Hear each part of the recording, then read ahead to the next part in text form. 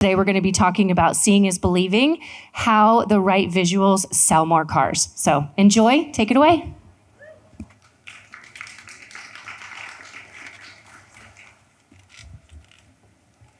Afternoon, everybody. Good afternoon. Hope lunch was great. We ended up missing it, but that'll be fine. It's fine. I'm Daniel. I am with a company called Car Cutter. And our little topic for today is going to be seeing is believing. I think that this will hit home for a lot of people that do or maybe don't do marketing at a dealership, but I think a lot of us end up doing marketing no matter what role you're in. So think about this a little bit. Everybody goes online. We all have these devices. We all have computers. And no matter what we do, whether we're going to order some food, whether anybody been on Tinder, you don't have to raise your hand, it's fine. Or when your wife, like mine, likes to plan vacations, what do? You search it up, right? Everybody searches everything. But you're gonna see with your eyes whether you wanna take that trip, buy that burger, or date that lady, right? And is everybody with me? Okay, just making sure. Your customers are exactly the same. But let's step out of the car business briefly. So imagine you are now the marketing manager for Nike. Everybody knows Nike, right? No, never heard of her. Everybody shopped online for shoes, right? Nike is going to have a website. Hopefully your website's going to look very similar to this, right? You got all of your shoes lined up. They're all pointing the same way. They all are priced. They're all got a good description, just like your cars, right? Just like your Viata, right? You've got pictures of every single item that you're going to sell. You wouldn't probably be there very long if your website looked like this. Wouldn't you agree? Sorry, losing my place a little bit. So let's think, we're doing everything right. We throw so much money at everything. Dealership websites, group sites, chat, finance tools, trade tools. We're spending money on paid search. We're doing SEO. We've got the call tracking. I mean, we're doing everything right to get people to do what? Visit our website, visit our dealership at some point. But when they get to our website, most car dealerships, websites are looking like this. And if this is you don't have to tell me, we could talk later. But listings with high quality images obviously are gonna get much more engagement. And that's why I brought my friend with Brian Free, who's formerly with AutoNation. I'll introduce him here in just a second, to chat just a little bit more about how they were able to get a much larger impact at AutoNation. Thanks, Daniel. Good afternoon, everybody. Hold it up a little bit. I was VP of Digital Marketing for 26 years with AutoNation. The recap that Daniel just went through really tells the story that most customers expect an e-commerce experience on any other website to have really quality, engaging photos, right? It's engagement. That's what you're looking for on your websites. And imagery is lagging behind. And these are $50,000, $60,000 products. Right, it's just shocking to see that coming soon, photo not here. So we had the same journey at AutoNation, and how we started was making sure every car had a photo, whether it was a single stock photo, you won't see a coming soon photo. But then the next problem we dealt with is we have over 300 locations. How do you get consistency across those locations? We tried multiple ways. We looked at dealer booths. A single point dealer, a photo booth may work really well, but they're expensive if you have experience with it. They need a lot of room, they need a lot of training, and they're difficult sometimes to use. Imagine taking a big Ford, a full-size pickup truck into a photo booth. If you've ever seen it done, it's really hard. So we also looked at emerging models that were coming out like Carvana, where they do have that luxury of one location and that crispness of all the vehicle photos look the same. So the journey really was, one, we use standards. We use actual photos, new and used. We make sure that they're always, the wheels are turned, they're always pointed the same way, the photo order is the same.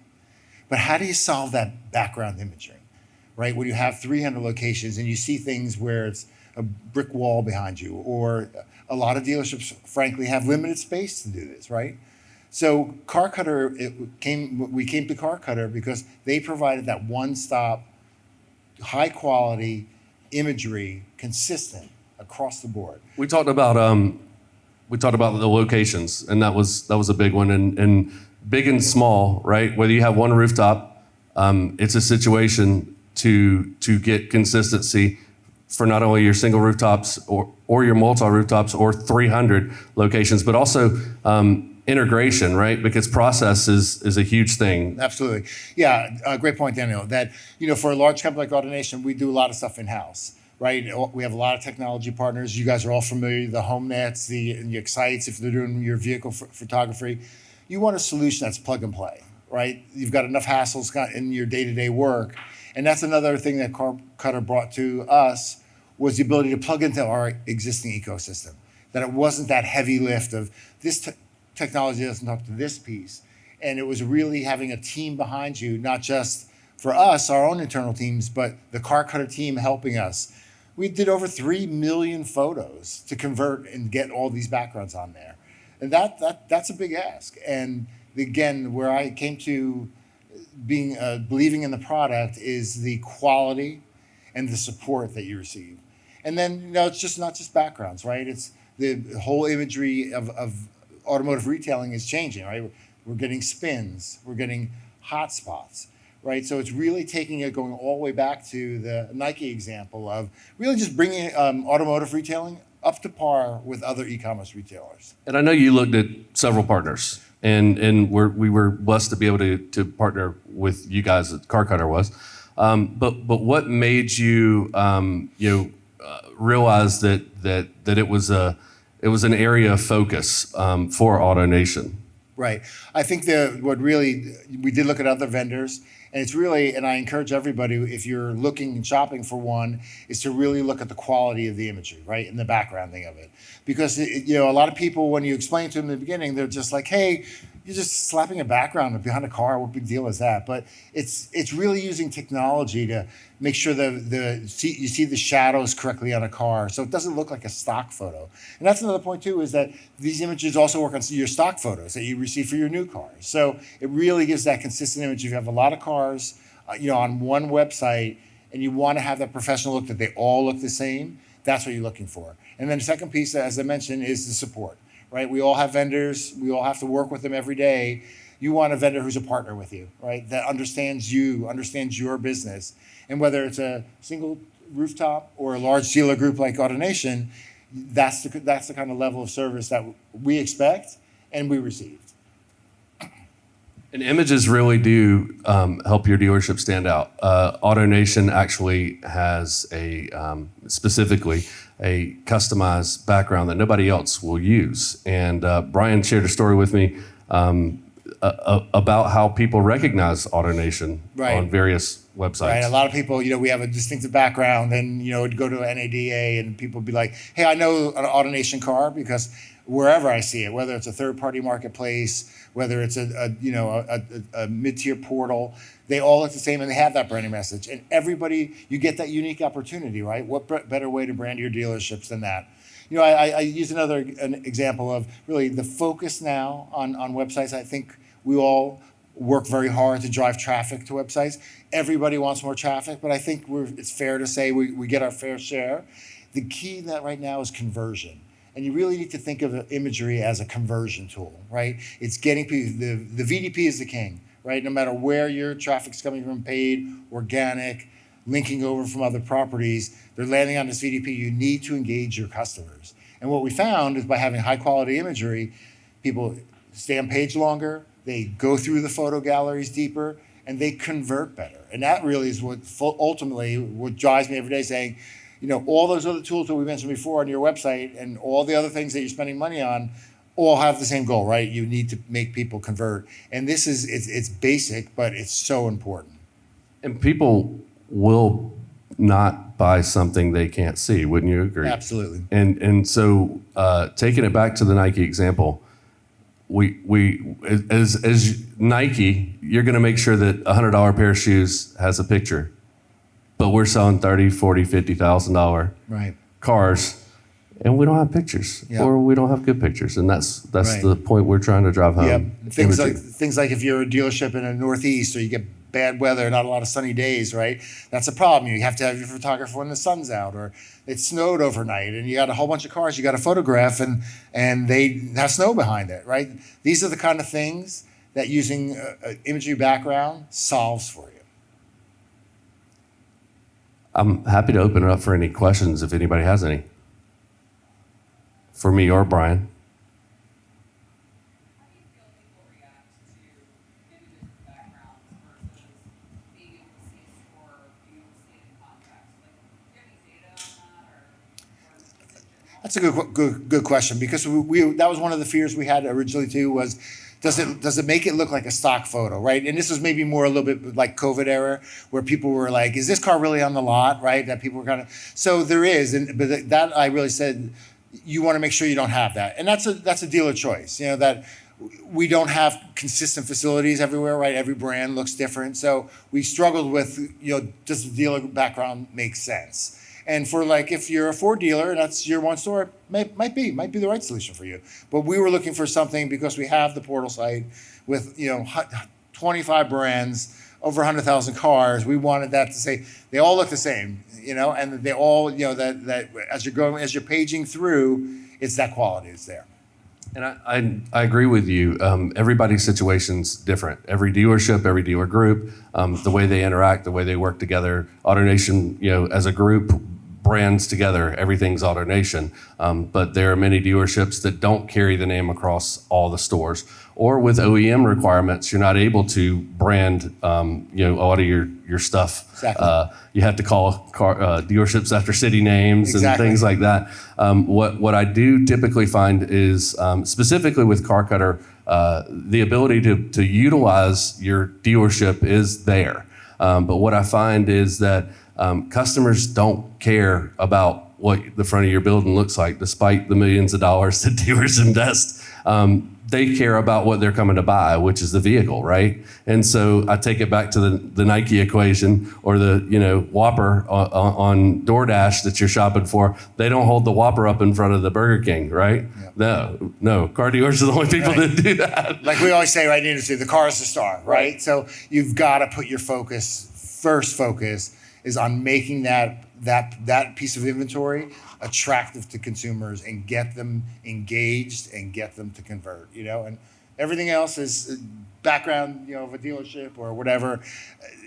If you do focus groups, which we did, you know, really looked at what customers really wanted to see. They wanted, you know, they're engaged customers, right? They want to see the 10 photos of the exterior. They want to see the interior photos. And by the way, the backgrounds are on both, right? They're both exterior and interior. So it just gives that really professional, high quality touch to them. Any other questions for us? Yes, sir.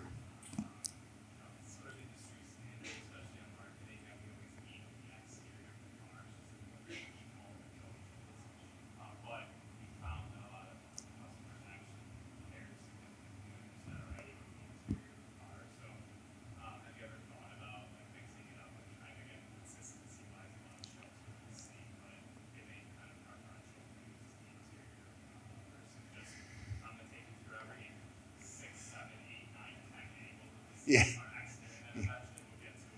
Yeah. Yeah, it's a great question, and it's hard. We in my experience at AutoNation, we tried to figure that out too. Like what photo order matters, right? And it's hard.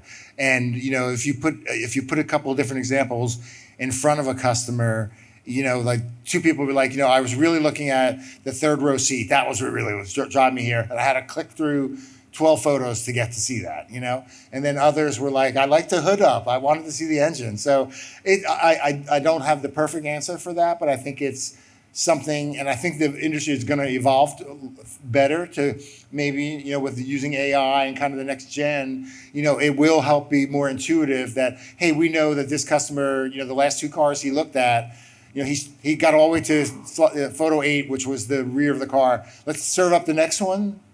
Position 8. I mean, anything's possible, but I think you're right. That's customization to the next level, you know, and a little bit of mind reading about what's driving that particular consumer. But I think you're right on. I've had several dealers, one specifically, that reached out to me and said, "Hey, can you make it to where, I have my first hero image, but then I have various features of the car, typically interior features, the navigation or the entertainment system and the leather and the heated seats, all those things." And I was like, "Yeah, we can definitely do that." One thing in particular was because they didn't want to expand their third-party marketplace agreements to, allow them to have more photos. So the photos that counted were the ones that were early up front, but they also want to maintain that consistency. So when, Auto Trader, for example, they didn't want to spend an extra $5,000 or $10,000 to get 8 more pictures for every car. So they highlighted the features up front. Right. And I think another way, back to your question, just think about it a little bit more, is another way is to, which we're using as well with car gurus, Car Cutter, was to highlight features, right? That if you have 2 Cherokees, one's $10,000 more, it has options on there that's driving that price. And consumers may not get that right off the bat, right? They're just seeing 2 side by side and they're like, why is this one 20 grand? So if you're not familiar with hotspots, it's really, those little dots on the photos, but driving customers to click on it or hover and see, well, this has got the high end rims, or it's got the tow package. So we built algorithms using inventory data and sorting. Obviously there's lots of things you can show. You don't want 15 hotspots on a photo, so your real estate is limited. So we really looked at what were most popular and what were most expensive and highlight those. Another way just to draw the customers, hopefully, to the areas of interest to them. Yes.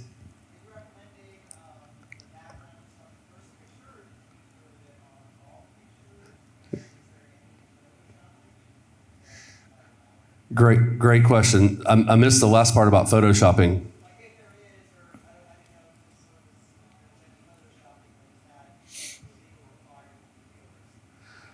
No, that some OEMs may have an issue with exchanging the backgrounds. I've only encountered one.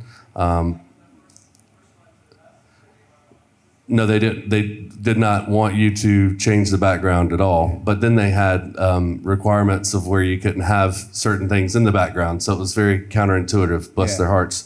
But mostly new car, mostly new car, you'll bump into that. But we did start with just a single background on image 1. And we just found, again, through focus groups, that it was that jarring experience once you kind of got back to the second one. It was like, whoa, what, it was so pretty and shiny, in the first one, and now there's this, dump truck behind it, like what's going on here, So the goal for us is we're 100% every image is background, exterior, interior. yes. No, never. At least if I have my say about it, because we don't ever want to have any type of issue with adjusting anything on the car that you wouldn't. So I've had dealers say, "Hey, can you, touch up that dent or that ding?" No, but the dent guy comes through every Tuesday, doesn't he? Because I'm not going to be responsible if you decide not to do it. We're never going to touch the car, hence the name Car Cutter. We're always going to go just outside the car. And just a little off topic on your question too, is another thing that Car Cutter brings that if you do look at multiple vendors, is test things like test a car with a wing or a spoiler on it. And look at the quality that Car Cutter using AI and using large customers like AutoNation, and they're not just in the US, they're also in Europe as well, is that's how you can use to judge a quality vendor, is how do they handle that? That some of them you'll see cut off, and it's like, whatever, it's like a $120,000 car, and they cut off the wing or the spoiler. So it's a really good kind of way to test vendor quality.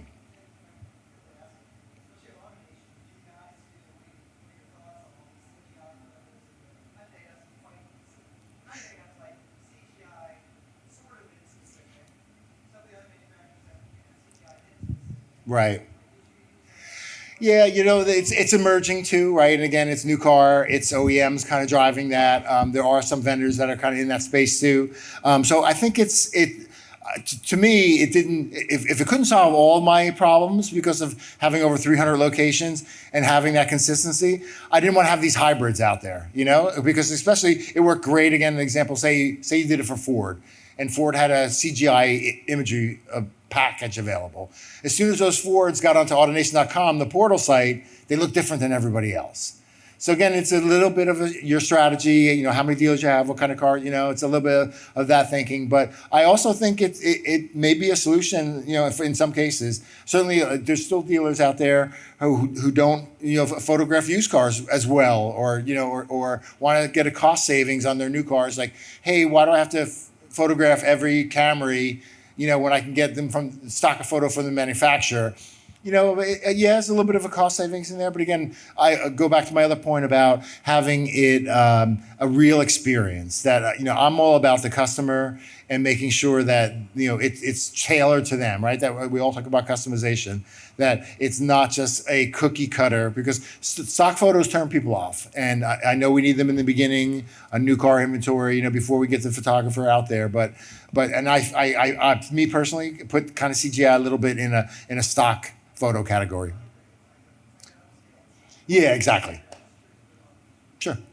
Yes, sir. Does Car Cutter limit the quantity of photos that you can have for within a week or month's time? No. Not at all. No. No. We wouldn't AutoNation's ever do that. in the millions of photos processed. Yeah, more and is counting. better. More is better. And on the CGI topic, we've worked with some OEMs and been able to actually take feeds for some of the, like, for instance, Ford, their VinReel program.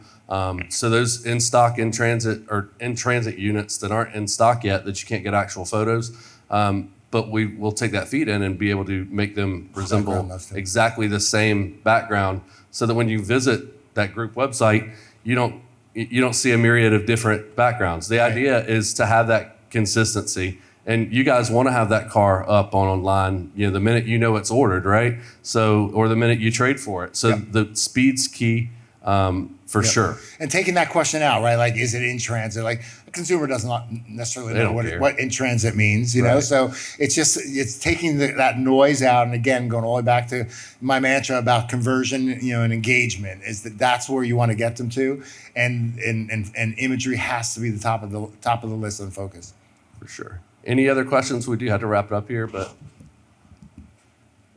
thank you all so much. We greatly appreciate you I've coming. got one question. Oh. Came off of the app. I think it's for Brian. What was the process to roll Car Cutter out to 300 stores? Yeah, great question. It was. I thought it was going to be a painful process, but it wasn't. Again, what worked was engagement with the vendor, understanding how to integrate into our ecosystem. Super important. Ask those questions, right? To make sure that you're comfortable with the process. Can you work with HomeNet? Can you work with Dealer.com, right? Can you work with my photography vendor? Make sure that when you're doing your vendor evaluations, that they answer those questions, right? Because that's part of it. And then the second part of it is because we ran our in-house, we do inventory management ourselves. We also use HomeNet, of course, and others. But it was making sure that they had the capacity, right? When we were converting, right? When we brought Car Cutter on board, right? I had 300,000 cars that needed backgrounds, right? Obviously, you can't do them overnight, but we plowed through them pretty quickly in weeks, to the initial startup. But now the throughput, we take in maybe 10,000 cars a week, right? New, used, trades, whatever. That they're processed within 48 hours, right? The journey, right? It's photographer, to the home nets, to your website vendor. So they plug right in the middle of that. And then that image is put on, and wherever you're distributing your inventory, it's good to go. Oh, another thing real quick, sorry, a little off topic, but quality assurance, QA, right? Another big piece. We all have a lot of things to do. That's another thing on your vendor evaluation checklist is having a partner, right? I don't know if you guys got them, but I used to get those calls like, the GM is on the website and on the homepage, and it's a really bad image, right? Or something's wrong, right? I used to get those all the time.